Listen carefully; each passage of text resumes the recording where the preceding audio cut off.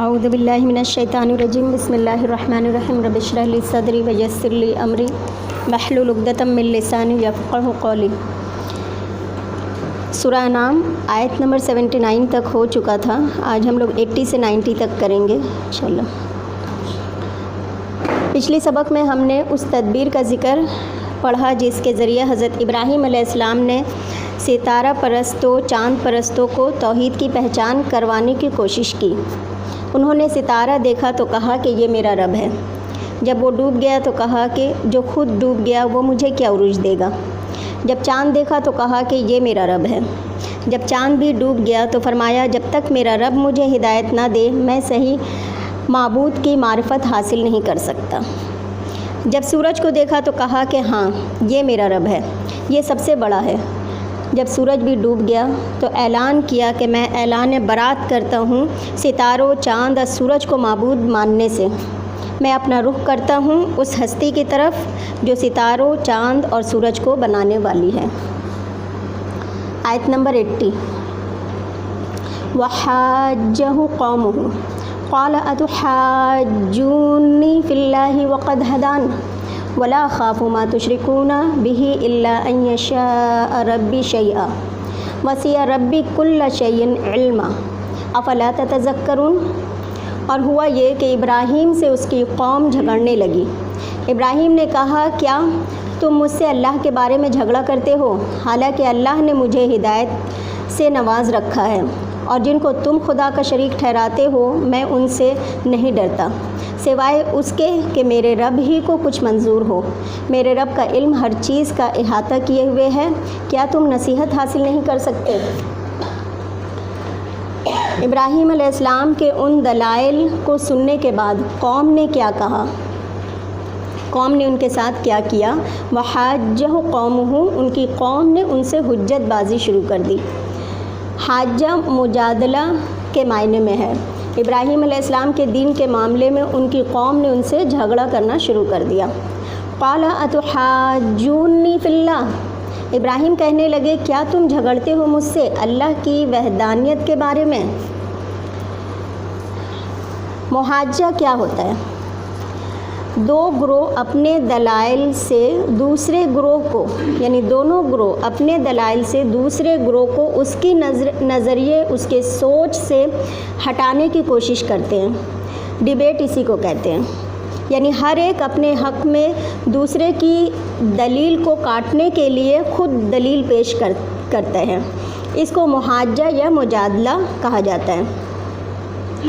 تو قال اتحاجونی فی اللہ، کیا تم مجھ سے اللہ کے بارے میں بحثیں کر رہے ہو کہ میں توحید سے ہٹ جاؤں؟ وقد ہدان، حالانکہ تحقیق اس نے مجھے ہدایت دی، اس نے راہ دکھا دیا ہے، میں حقیقت کو پا چکا ہوں۔ ولا اخاف، اور میں نہیں ڈرتا، ما تشرکون، جن کو تم شریک ٹھہراتے ہو۔ کیونکہ یہ لوگ ابراہیم علیہ السلام کو دھمکی دیتے تھے کہ ابراہیم تم جس دین پر اب چلنے لگے ہو تم پر ہمارے الہوں کی مار پڑے گی، یعنی ہمارے الہ کی لعنت ہوگی اور تم پہ وبال آ جائے گا، تم مجنون ہو چکے ہو۔ تو اس طرح سے ابراہیم علیہ السلام کو بار بار یہ لوگ ڈرانا شروع کر دیتے ہیں۔ تو اسی کا ابراہیم علیہ السلام نے جواب دیا کہ ولا اخاف، میں نہیں ڈرتا ان سے، ما تشرکون بہ، جن شریکوں سے تم مجھے ڈراتے ہو، الا ان یشاء ربی شیئا، مگر میرا رب کچھ چاہے، یعنی اگر میرے رب کی طرف سے مجھے کچھ نقصان پہنچنے کا اندیشہ ہے تو وہ تو اور بات ہے، وہ میرے رب کی حکمت سے کچھ ہوگا، ورنہ تمہارے یہ بت میرا کچھ نہیں بگاڑ سکتے۔ وسع ربی کل شیء علما، میرا رب علم کے لحاظ سے ہر چیز پر چھایا ہوا ہے، یعنی میرے رب کا علم وسیع ہے۔ یہ اس لیے کہا کہ اگر مجھ پر کوئی مصیبت آئے گی تو وہ تمہارے بتوں کی وجہ سے نہیں بلکہ رب کی اذن سے ہی آئے گی، اور میں اس پر بھی ناراض نہیں، کیونکہ میرے رب کا علم وسیع ہے۔ کیونکہ بعض اوقات ہمیں جب بھی کوئی تکلیف یا کوئی مصیبت یا کچھ بھی پہنچتا ہے تو ہم کیا کرتے ہیں، ہم اس کی وجہ جو ہے دوسروں کو پہ ڈالنے لگتے ہیں کہ تمہاری وجہ سے، فلاں کی وجہ سے ایسا ہو گیا۔ تو ابراہیم علیہ السلام نے صاف کہہ دیا کہ کسی کی وجہ سے کچھ نہیں ہو سکتا جب تک اللہ نہ چاہے۔ تو اللہ تعالیٰ اپنے بندوں کے حق میں ظالم نہیں ہے، اس کا علم بہت وسیع ہے۔ جیسے ہمارے یہاں یہ بھی ہوتا ہے کہ اگر کوئی بیمار پڑ گیا بہت شدید، یعنی مہلک بیماری کسی کو ہو گئی، تو لوگ کیا سمجھتے بہت بدقسمت انسان ہے، اس کے ساتھ ایسا ہو گیا۔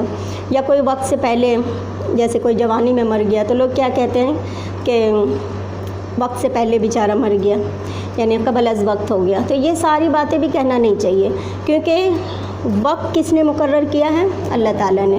تو وقت سے پہلے کیسے ہو سکتا ہے؟ جو کچھ کرتے اللہ تعالیٰ کرتے ہیں۔ تو یہی یہاں پہ ابراہیم علیہ السلام کا ایمان کتنا پختہ تھا کہ وہ کہتے ہیں کہ جو کچھ بھی کرتا ہے وہ اللہ تعالیٰ کرتا ہے۔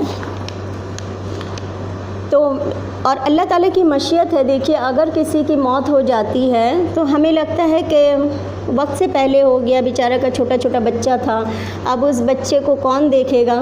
حالانکہ ہو سکتا ہے کہ وہ آدمی اگر زیادہ دن زندہ رہتا تو ہو سکتا ہے کہ اپنے لیے وہ زیادہ گناہ کما لیتا اور جہنم کا ایندھن زیادہ تیار کر لیتا۔ تو اللہ تعالیٰ کو پتہ تھا اور اللہ تعالیٰ نے پہلے سے ہی مقرر کر دیا تھا، تو ہو سکتا ہے کہ یہ موت اس کی حق میں بہتر ہو۔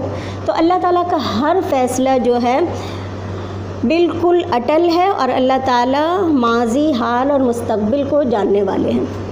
اس لیے فرما رہے ہیں افلا تتذکرون، کیا تم نصیحت نہیں پکڑو گے؟ کیا تم سبق نہیں سیکھو گے؟ یہ کس کو کہا جا رہا ہے؟ اس قوم کو، لیکن اس میں سبق ہم سب کے لیے ہے۔ آیت نمبر 81، وَكَيْفَ أَخَافُ مَا أَشْرَكْتُمْ وَلَا تَخَافُونَ أَنَّكُمْ أَشْرَكْتُمْ بِاللَّهِ مَا لَمْ يُنَزِّلْ بِهِ عَلَيْكُمْ سُلْطَانًا فَأَيُّ الْفَرِيقَيْنِ أَحَقُّ بِالْأَمْنِ إِن كُنتُمْ تَعْلَمُونَ۔ اور تم جنہیں شریک ٹھہراتے ہو میں ان سے کیوں ڈروں، حالانکہ تم اللہ کے ساتھ شریک ٹھہرانے پر نہیں ڈرتے، باوجود یہ کہ اللہ نے تم پر اس کے حق میں کوئی دلیل نہیں اتاری۔ تو دونوں فریقوں میں سے کون اطمینان کا زیادہ حقدار ہے؟ بتاؤ اگر تم سمجھ رکھتے ہو۔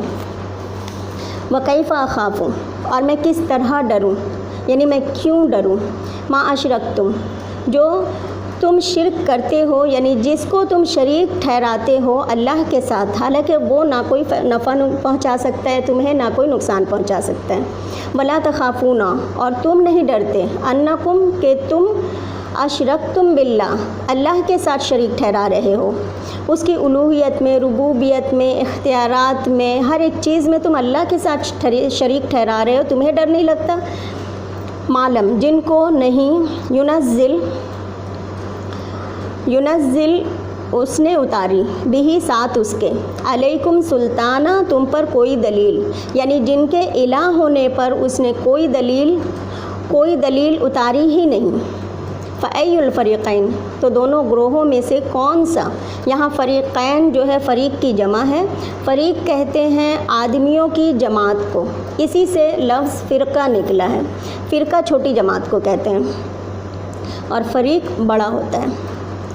تو فَأَيُّ الْفَرِيقَيْنِ، تو دو گروہوں میں سے کون سا احق و زیادہ حقدار ہے، بالامنی، امن کا، اور امن کس چیز سے؟ امن عذاب سے، یعنی عذاب سے امن میں کون آنے والا ہے؟ ان دونوں گروہوں میں سے، مشرکین اور موحدین میں سے۔ ان کنتم تعلمون، اگر تم جانتے ہو، یعنی ابراہیم علیہ السلام کی قوم آپ کی دلائل کا جواب نہ دے پائی تو اب ڈرانے دھمکانے میں اتر آئی کہ تم اپنے دین سے باز آ جاؤ ورنہ بتوں کی طرف سے تمہیں سخت وبال آ جائے گی۔ تو ابراہیم علیہ السلام نے جواب دیا کہ میں کیوں ڈروں، حالانکہ ڈرنا تو تمہیں چاہیے، اور تم ڈرتے نہیں کہ تم نے اتنی بڑی ہستی کے ساتھ تم نے اتنی ناانصافی کی، یعنی اس کے ساتھ تم دوسروں کو شریک تم نے کر رکھا ہے جو اصل گناہ ہے۔ تو پھر دونوں گروہوں میں سے کس کو پرسکون رہنا چاہیے، جو ایک اللہ کو مانتا ہے یا جو شریک ٹھہراتا ہے؟ جو ایک اللہ کو مانتا ہے، پرسکون تو اسی کو ہونا چاہیے نا۔ تو اتنی ٹھوس دلائل کے ساتھ کلام کون کر سکتا ہے؟ جس کو واقعی اللہ پر پورا ایمان ہو، یقین ہو۔ تو ابراہیم علیہ السلام کا ایمان کیسا تھا؟ پختہ ایمان تھا۔ آج ہم مسلمانوں کا حال دیکھیے کہ اگر مسلمان کے اندر اگر علم آ جاتا ہے، اب اسے پتہ چل جاتی ہے جو بدعت وہ کر رہا ہے، اب وہ فرض کیجئے کہ نظر و نیاز کرتا ہے، اب اس کو چھوڑنے کے لیے راضی تو ہو جاتا ہے لیکن دل میں ڈرتا رہتا ہے کہ کہیں نیاز چھوڑ دینے سے ان کی وبال نہ پڑ جائے ہم پر، تو دل سے پھر بھی وہ نہیں مطمئن ہو پاتا ہے۔ جبکہ ان کی قوم میں کتنے معبود تھے؟ 5000 خدا تھے، اور اس کی حقیقت کچھ بھی نہیں تھی۔ آیت نمبر 82، الذین آمنوا ولم یلبسوا ایمانہم بظلم اولئک لہم الامن وہم مہتدون۔ جو لوگ ایمان لائے اور انہوں نے اپنے ایمان کو ظلم و شرک کی آمیزش سے محفوظ رکھا، انہی کے لیے اطمینان کا موقع ہے اور وہی ہدایت یافتہ لوگ ہیں۔ الذین آمنوا، وہ لوگ جو ایمان لائے، ولم یلبسوا، اور نہیں انہوں نے ملایا، ایمانہم، اپنے ایمان کو، بظلم، ظلم کے ساتھ، اپنے ایمان میں ظلم کی آمیزش نہیں کی، اولئک لہم الامن، یہی لوگ ان کے لیے امن ہے۔ کس سے؟ عذاب سے، وہم مہتدون، اور وہ ہدایت یافتہ ہیں۔ تو ہدایت یافتہ ہونے کی علامت کیا ہے؟ کہ انسان اپنے ایمان میں ظلم کی آمیزش نہ کرے۔ ظلم کیا ہے؟ ان الشرک لظلم عظیم، ظلم کا لفظی معنی ہوتا ہے کمی کرنا، یعنی کسی کے حق میں کمی کرنا ظلم ہے، اور سب سے بڑا حق ہم پر اللہ تعالیٰ کا ہے۔ جب انسان شرک کرتا ہے تو دراصل اس کے حق میں کمی کرتا ہے یا بالکل ہی حق پورا نہیں کرتا۔ تو جس ایمان کے اندر شرک کی ملاوٹ ہو وہ ایمان قابل معتبر نہیں ہے، اس ایمان کی کوئی حقیقت نہیں ہے۔ تو جس ایمان کے اندر شرک کی ملاوٹ ہوگی، اللہ تعالیٰ، جیسے فرض کیجئے کہ اگر دودھ میں ایک قطرہ پیشاب گر جائے گا تو وہ دودھ کوئی پینا چاہے گا؟ تو ایمان کا بھی یہی معاملہ ہے کہ ایمان میں ایک ہلکی سی بھی ملاوٹ شرک کی ہوگی تو وہ قابل قبول نہیں ہوگی۔ اور آج کے دور میں تو بے انتہا لوگ شرک کرتے ہیں اور یہ احساس تک نہیں ہوتا کہ ہم شرک کر رہے ہیں۔ جب یہ آیت نازل ہوئی تو صحابہ اکرام بہت زیادہ پریشان ہو گئے سن کر، اور تمام صحابہ اکرام اللہ کے رسول صلی اللہ علیہ وسلم کی خدمت میں حاضر ہوئے اور عرض کیا کہ ہم میں سے کس نے اپنی جان پر ظلم نہیں کیا، یعنی ہم میں سے ہر ایک انسان کچھ نہ کچھ ظلم تو اس سے ہوتا ہی ہے۔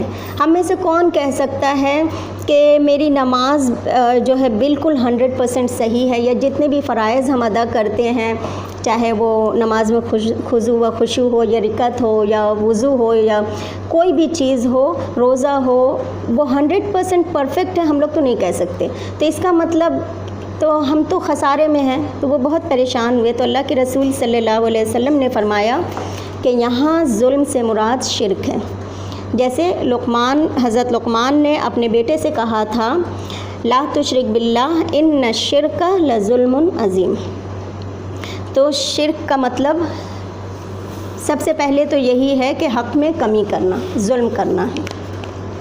آیت نمبر 83، وَتِلْكَ حُجَّتُنَا آتَيْنَاهَا إِبْرَاهِيمَ عَلَىٰ قَوْمِهِ نَرْفَعُ دَرَجَاتٍ مَّن نَّشَاءُ إِنَّ رَبَّكَ حَكِيمٌ عَلِيمٌ۔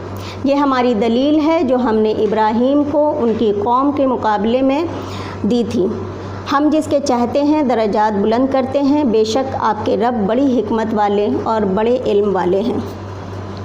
وَتِلْكَ حُجَّتُنَا، یہ تھی ہماری حجت۔ کون سی؟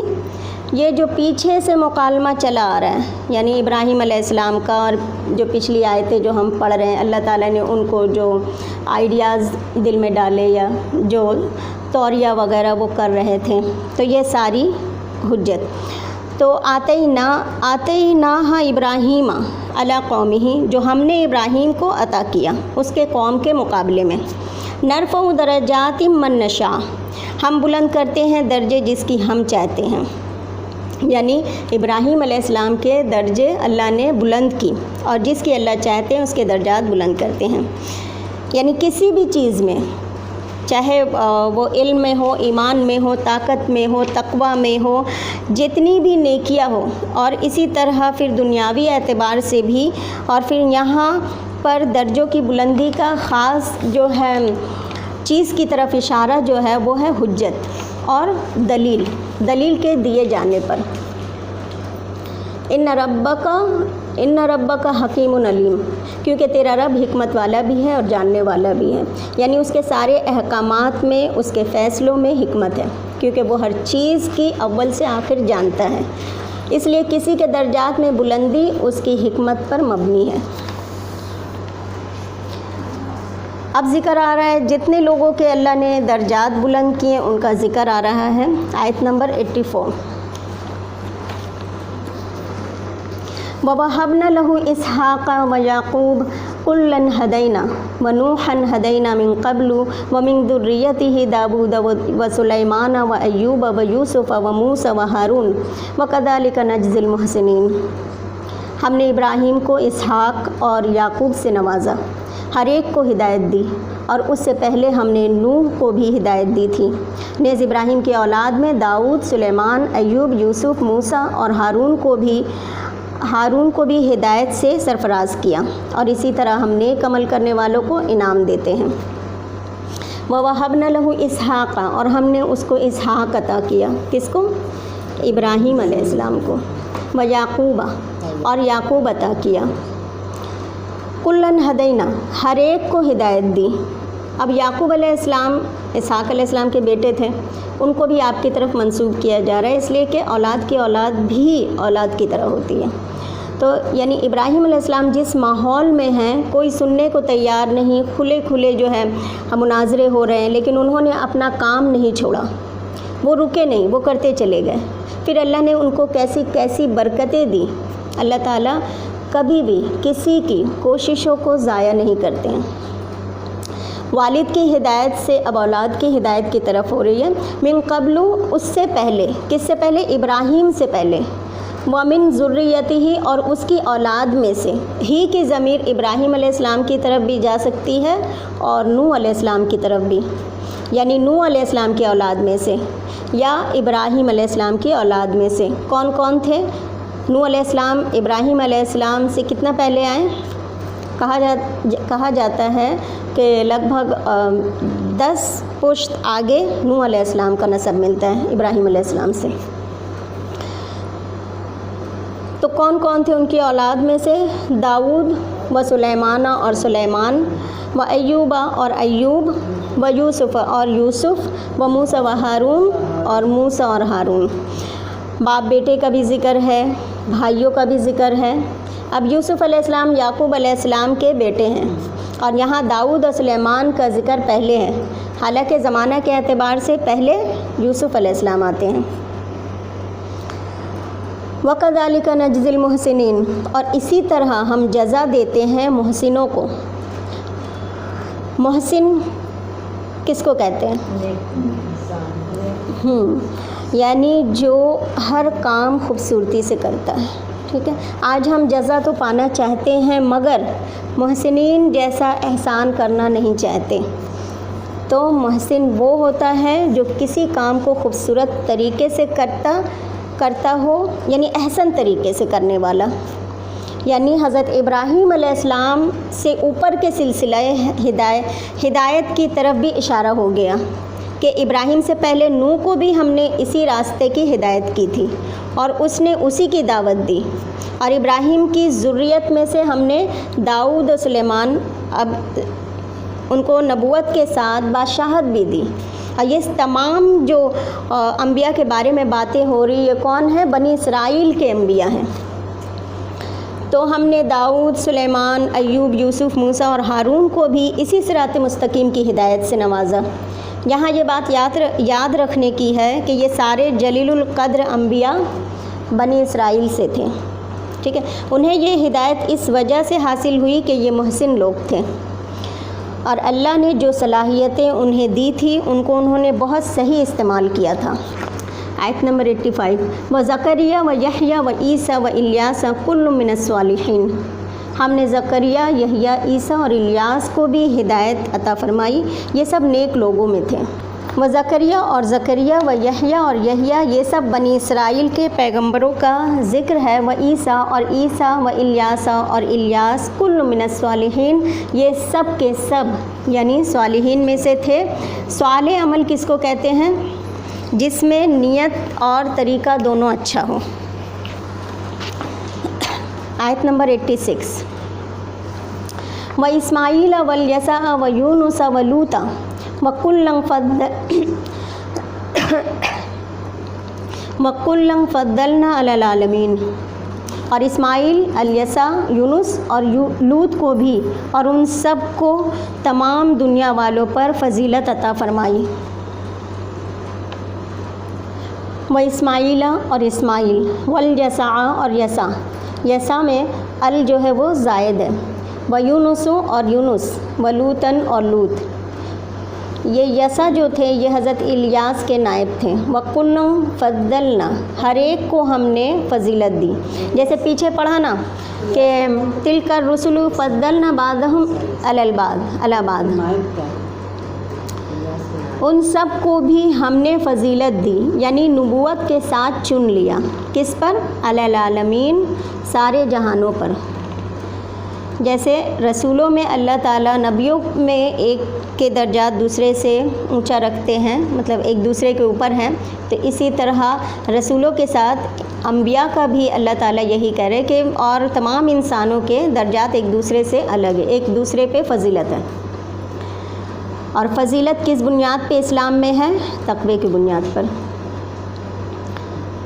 تو ان سب کو بھی ہم نے فضیلت دی، یعنی نبوت کے ساتھ چن لیا، کس پر؟ علی العالمین، سارے جہانوں پر، یعنی اللہ تعالیٰ کے چنے ہوئے بندے انبیاء ہوتے ہیں، بہترین امت ہیں انبیاء، بہترین بندے، اور ان کو فالو کرنے والے اللہ کے چنے ہوئے بندے ہوتے ہیں، اللہ تعالیٰ کے بہترین بندے ہوتے ہیں جو ان کے طریقے پہ چلتے ہیں۔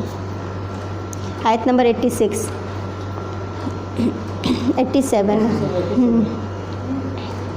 وَمِنْ آبَائِهِمْ وَذُرِّيَّاتِهِمْ وَإِخْوَانِهِمْ وَاجْتَبَيْنَاهُمْ وَهَدَيْنَاهُمْ إِلَى صِرَاطٍ مُسْتَقِيمٍ، ان کے آبا اجداد، اولاد اور بھائیوں میں سے بھی بعض لوگوں کو ہدایت پر رکھا، ہم نے ان کو منتخب کیا اور سیدھا راستہ دکھایا۔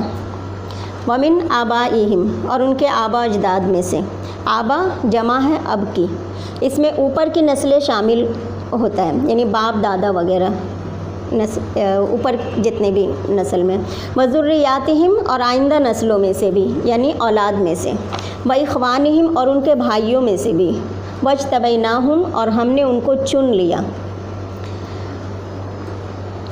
وہدیناہم، اور ہم نے ان کو راستہ دکھایا، الی صراط مستقیم، سیدھے راستے کی طرف، ان سب کو ہم نے چنا اور اپنی طرف آنے کا راستہ دکھایا۔ تو یہاں پر 17 انبیاء کا ذکر کیا گیا، جن میں حضرت نوح تو آپ کے یعنی ابراہیم علیہ السلام کے اجداد میں ہیں، اور بقیہ آپ کی اولاد میں، یعنی بیٹے، پوتے، بھتیجے، بھائی، نواسے۔ لیکن یہاں پہ حضرت عیسیٰ علیہ السلام کا بھی ذکر ہے، تو آپ کی جن کو ابراہیم علیہ السلام کی ذریت میں شمار کیا گیا، حالانکہ ان کی پیدائش بغیر باپ کے ہوئی تھی۔ اس سے یہ معلوم ہوتا ہے کہ بیٹی سے جو خاندان چلتا ہے وہ بھی انسان کی ذریت میں شامل ہوتا ہے، اور یہ بھی ایک خاندانی نسبت ہوتی ہے۔ اسی لیے حضرت فاطمہ رضی اللہ عنہا کی اولاد سے رسول اللہ صلی اللہ علیہ وسلم کا خاندانی سلسلہ چلا۔ اس آیت سے یہ بھی پتہ چلا کہ کسی شخص کے خاندان میں علماء اور دیندار لوگوں کا ہونا یہ بہت بڑی نعمت ہے۔ آیت نمبر 88، ذالک ھدی اللہ یہدی بہ من یشاء من عبادہ ولو اشرکوا لحبط عنہم ما کانوا یعملون، یہی اللہ کی ہدایت ہے، اللہ اپنے بندوں میں سے جسے چاہتے ہیں اس سے نواز دیتے ہیں، اور اگر وہ بھی شرک کرنے لگتے تو ان کے اعمال بھی ضائع ہو کر رہ جاتے۔ ذالک ھدی اللہ، یہ ہے اللہ کی ہدایت، یہدی بھی، وہ ہدایت دیتا ہے اس کے ساتھ، من یشاء من عبادہ، اپنے بندوں میں جس کو وہ چاہتا ہے، اور اس کی مشیت حکمت پر مبنی ہوتی ہے۔ ولو اشرکوا، اور اگر یہ سب شرک کرتے یا ان میں سے کوئی بھی شرک کرتا لحبط عنہم ما کانوا یعملون، تو ضائع ہو جاتا ان سے جو کچھ وہ کرتے تھے۔ اس سے کیا پتہ چلتا ہے کہ 18 پیغمبروں کے نام لینے کے بعد یہ بات کی گئی کہ سارے چنے ہوئے بندے تھے جن کو ہم نے فضیلت دی تھی، لیکن اگر یہ بھی شرک کرتے تو نہ بچ پاتے۔ یہ پورا رکوع شرک کی تردید پر آیا ہے۔ چونکہ یہ مکی صورت ہے، اور مکی صورت بھی یہ جو سورہ انعام اور سورہ اعراف ہے مکی صورتوں میں بھی سب سے آخری دور کا ہے۔ تو مکہ میں کون رہتے تھے؟ مشرکین تھے، اور ان کا سب سے بڑا جرم کیا تھا؟ شرک تھا۔ دوسری طرف ابراہیم علیہ السلام کے دین پر ہونے کا وہ لوگ دعویٰ کرتے تھے، ان کو اپنے آبا کہتے تھے، تو ان کو کہا جا رہا ہے کہ تم ابراہیم کو اپنا باپ کہتے ہو۔ ابراہیم نے تو شرک کے اندھیروں میں سے خود کو نکالا اور توحید پر وہ قائم ہوئے، اور تم ان کی ذریت سے ہو کر شرک کی طرف لوٹ گئے۔ تو اسلام سے پہلے شرک جو چیز تھی وہ انفرادی طور پہ تھی، انڈیویجولی آدمی نہیں کرتا تھا۔ آج دیکھیے گا کہ انفرادی طور پر شرک لوگ کرتے، لیکن اس وقت ایسا نہیں تھا۔ اس وقت حکومتی سطح پر شرک ہوتا تھا۔ جو بادشاہ ہوتے تھے وہ اپنے آپ کو خدا کہتے تھے۔ جو نمرود کا معاملہ جو سارا قصہ آتا ہے تو وہ کیا کہتا تھا؟ خود کو خدا کہتا تھا۔ اور فرعون کا تو مطلب ہی یہی ہے کہ سورج دیوتا کی اولاد۔ تو بادشاہ جو ہے وہ خود کو دیوتا سمجھتے تھے۔ تو یہ اس دور کا کلچر تھا۔ تو لوگوں نے انسانوں کو خدا بنا لیا، اور یہیں سے جو ہے شرک کا دروازہ کھلا۔ اسی لیے تمام پیغمبروں کا ذکر کر کے اللہ تعالیٰ نے کیا فرمایا کہ اگر یہ بھی شرک کرتے تو ان کا بھی سب کیا کرایا ضائع ہو جاتا، ان کو ہدایت کی طرف رہنمائی نہ ملتی۔ تو ایسا نہیں ہے کہ پیغمبر کوئی بھی شرک کرتا، یہ بس ہمیں سمجھانے کے لیے اللہ تعالیٰ فرما رہے ہیں، یعنی کہ مقصد یہ ہے کہ شرک کے ساتھ سارے اعمال برباد ہو جاتے ہیں۔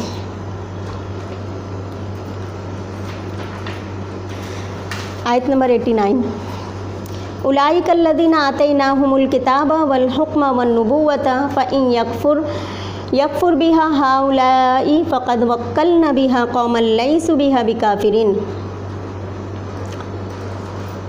یہی لوگ ہیں جن کو ہم نے کتاب، قوت فیصلہ اور نبوت عطا فرمائی تھی۔ اگر یہ لوگ یعنی مکہ والے ان باتوں کو نہ مانیں تو ہم نے ایسے لوگوں کو مقرر کر رکھا ہے جو ان کا انکار نہیں کریں گے۔ اولئک الذین، ان سب لوگوں کو، کن کو؟ ان سب انبیاء کو، آتیناہم الکتاب، ہم نے ان کو کتاب عطا کی، والحکم، اور حکمت، قوت فیصلہ اور حکم، دین کے معاملے میں علم نافع، ہم نے انہیں کتاب کی سمجھ دی، والنبوۃ، اور نبوت بھی دی۔ فإن یکفر بها ہؤلاء، پھر اگر کفر کرتے ہیں اس کا یہ لوگ، یہ کون؟ کفار مکہ، فقد وکلنا بها، پس تحقیق مقرر کر دیے ہم نے اس کے لیے، قومن، کچھ لوگ، لیسوا بها بکافرین، نہیں تھے وہ اس کا انکار کرنے والے۔ یعنی اہل مدینہ، انصار مدینہ کی طرف اشارہ ہے کہ یہاں کے یہ لوگ جو ہیں رسول اللہ صلی اللہ علیہ وسلم لگ بھگ 11 سے 12 سال تک، یہ جو سورہ انعام نازل ہو رہی ہے نبوت کے 12ویں سال یا 11ویں سال، تو اتنے عرصے میں مشکل سے مشرکین مکہ میں سے 125 یا 150 لوگ ایمان لائے تھے۔ تو اس پر اللہ تعالیٰ فرما رہے ہیں کہ یہ نعمت جو ان انبیاء کو دی گئی تھی، ابراہیم کو دی گئی تھی، یہی نعمت، یہی کتاب ہم نے ان کو دیا۔ اب اگر مشرکین مکہ اس نعمت کو لینے سے اعتراض کر رہے ہیں تو کوئی بات نہیں ہے، ہم نے ایک ایسی امت تیار کر کے رکھی ہے، یعنی مدینہ والوں کو، تو وہ اس کا انکار نہیں کریں گے۔ تو یہاں مدینہ والوں کے بارے میں اللہ تعالیٰ فرما رہے ہیں کہ وہ اس کتاب کی تعلیمات کا انکار نہیں کریں گے، اور یہ لوگ اگر انکار کر رہے ہیں تو اس میں ان کا خود کا نقصان ہے۔ ہم نے دوسری جگہ ایسے لوگ پیدا کیے ہیں جو ان کی قدر کریں گے اور وہ ان کے مددگار بنیں گے۔ وہ انکار کرنے والے نہیں ہوں گے جیسا کہ تم انکار کرنے والے ہو اے اہل مکہ. یعنی پہلے سارے پیغمبروں کا ذکر کیا اللہ نے، پھر ان سب پیغمبروں کا مشن بتایا اور فرمایا اگر شرک کرتا کوئی تو عمل ضائع ہو جاتا. اب یہ نعمت اہل مکہ کے پاس آئی لیکن یہ اس نعمت کو لینے کو تیار نہیں ہے. تو ٹھیک ہے تم نہ مانو، اشارہ ہے کہ اس نعمت کو مدینہ والے لیں گے. اب یہاں سے آپ نکل کر مدینہ چلے جائیں، یعنی رسول اللہ صلی اللہ علیہ وسلم کو ہجرت کی طرف اشارہ کیا گیا کہ وہاں کے لوگ آپ کا ساتھ دیں گے. یہاں پہ وکلنا واؤ قاف لام اس کا روٹ ہے، وکیل سے ہے. کیا معنی ہے وکیل کا؟ کارساز، کام بنانے والا.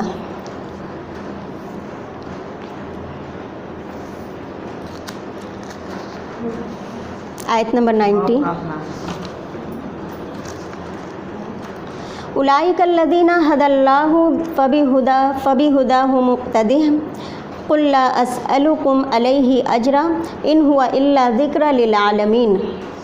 یہی وہ لوگ تھے جن کو اللہ نے ہدایت دی تھی، لہٰذا آپ انہی کے طریقے کی پیروی کیجیے اور آپ کہہ دیں میں تم سے اس پر کسی معاوضہ کا طلبگار نہیں ہوں، یہ تو تمام دنیا کے لیے نصیحت ہے. اولئک الذین ھدی اللہ، یہی وہ لوگ ہیں یعنی پیغمبر جنہیں اللہ نے ہدایت دی تھی. فبہداہم، تو ان کی ہدایت کی وجہ سے، ان کی ہدایت کے سبب، اقتدہ آپ پیروی کریں ان کی. اقتدا کہتے ہیں کسی کے کام کے موافق کوئی کام کرنا، یعنی پیروی کرنا. جیسے مقتدی کون ہوتا ہے؟ جو امام کو فالو کرتا ہے. تو آپ صلی اللہ علیہ وسلم ان کی پیروی کریں، یعنی پچھلے پیغمبروں کی کس چیز میں پیروی کریں؟ ہدایت کی، جو مشترک اصول میں ہو ان میں. یعنی اگر آپ دیکھیے گا کہ پچھلے پیغمبر جو آئیں ان کی جو شریعتیں تھیں، اب ان میں جو احکام تھے، اگر وہ احکام کی نفی نہیں ہو رہی ہے ہمارے مذہب میں، ہمارے قرآن میں، تو ان احکام کو، ان باتوں کو ہمیں بھی ماننا ہے، یعنی اگر نفی نہیں ہو رہی ہے. اسی سے فار ایگزامپل کہ آپ دیکھیے رجم کا جو معاملہ ہے، یا پھر مرتدین کا جو مرتد ہو جاتے ہیں ان کی جو سزا ہے، یہ ہمارے قرآن میں نازل نہیں ہوئی ہے بلکہ تورات سے ہی لی گئی ہے. یعنی گزشتہ جو کتابیں آئیں اس میں جو احکامات ہوتے ہیں اس کی اگر نفی نہیں ہوتی ہے تو اس کو ماننا ہے. تو مشترک جو اصول ہیں ان میں ماننا ہے. تمام پیغمبروں کے درمیان کچھ چیزیں جو ہے وہ کامن تھی، یعنی مشترک تھی، اور کچھ چیزیں مخصوص ہوتی تھی. کامن کون سی چیز تھی؟ جو دین کے اصول تھے، مثلا توحید، رسالت، آخرت پر ایمان، اخلاقیات، ایمانیات وغیرہ. لیکن شریعتیں جو تھی وہ شرعاً و منہاجاً، یعنی شریعتیں مختلف تھیں. تو یہاں پر کیا کہا گیا؟ آپ دیکھیے موسیٰ علیہ السلام کی شریعت مختلف تھی. جو شریعت موسیٰ علیہ السلام کی تھی وہی نصارہ کی تھی، یعنی جو یہود کی شریعت ہے وہی نصارہ کی شریعت بھی ہے، لیکن ہماری شریعت الگ ہے. تو دین ایک ہی ہوتا ہے، شریعت الگ ہو جاتا ہے. وقت کے حساب سے شریعت ملتا ہے، قوانین ملتے ہیں، کیونکہ ہم سب سے آخری امت ہے اور اس امت کو قیامت تک رہنا ہے. تو ہمیں جو قانون ملا ہے، جو شریعت ملی ہے، وہ قیامت تک وہ کام آنے والی ہے. تو تمام چیزوں میں اقتدا کا حکم نہیں دیا گیا، پیروی کرنے کا حکم نہیں دیا گیا، بلکہ کامن گراؤنڈز پر. قل لا اسألکم علیہ اجرا، کہہ دیجئے میں تم سے اس کام کے لیے اجر نہیں مانگتا. میں تم کو جو ہدایت کا پیغام دیتا ہوں تو اس کے پیچھے میں تم سے اپنا محنتانہ نہیں مانگتا ہوں، اس کے پیچھے میری کوئی ذاتی مفاد نہیں ہے. ان ہاؤلائی ذکر للعالمین، ان ہاؤلائی ان ہوا الا ذکر للعالمین، نہیں وہ مگر یاد دہانی کے لیے، سارے جہان والوں کے لیے. یعنی نہیں قدر کی انہوں نے، یعنی مقام اور اہمیت کو نہیں پہچانا، انہوں نے قدر نہیں جانی. کس چیز کی قدر؟ مقدار کو کہتے ہیں، ٹھیک ہے، مقدار کو جاننا. اور اس کا تعلق اس کے تمام پہلوؤں کو جاننے سے ہوتا ہے.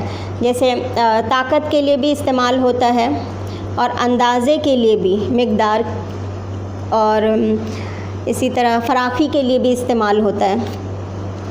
تو انہوں نے اس کی قدر نہیں جانی جن کو یہ نعمت ملی تھی.